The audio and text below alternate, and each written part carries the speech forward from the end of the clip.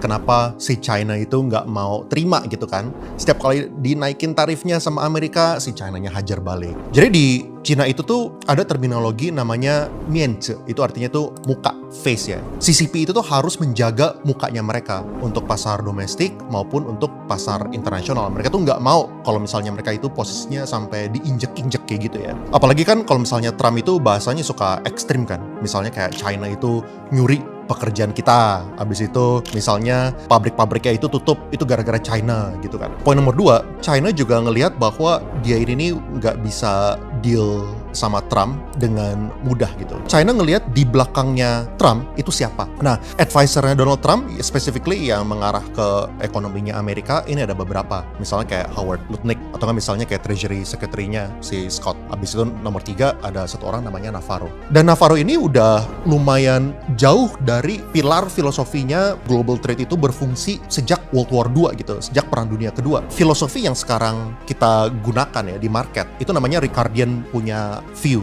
tentang comparative advantage gitu ya. Secara prinsip, walaupun ada sebuah negara yang benar-benar jago banget, yang benar-benar kuat untuk memproduksi sesuatu gitu ya, tetap akan lebih baik untuk negara itu tuh melakukan trade. Tapi si Navarro ini nih orang yang ngelihat bahwa ini tuh nggak berlaku untuk China. Soalnya dia ngelihat China ini suka curang, dia suka nyolong intellectual property, sengaja memperlemah yuannya, persepsinya publik ya, bahwa Liberation Day itu dilahirkan oleh bisikannya si Navarro ini yang paling kenceng. Nah dengan kayak gitu ya otomatis si China ngelihat bahwa nggak ada gunanya buat dia itu tuh nunduk, buat dia itu tuh memohon sama Amerika. Lalu ini juga nyambung sama poin 3. Ini tuh tentang power projection dan signaling of strength. China ini kan negara kedua terbesar di dunia dari segi PDB, tapi China ngeliat kalau misalnya dia itu memohon dan akhirnya itu ada kesepakatan, kapan-kapan si US bakal lebih agresif lagi, bakal lebih neken-neken lagi, bakal lebih injek-injek lagi gitu kan. Negara-negara lain pun juga bisa melihat China sebagai lemah. Terus yang nomor 4, ini menurut gue klasik game theory lah. Dimana kalau misalnya lu hajar gue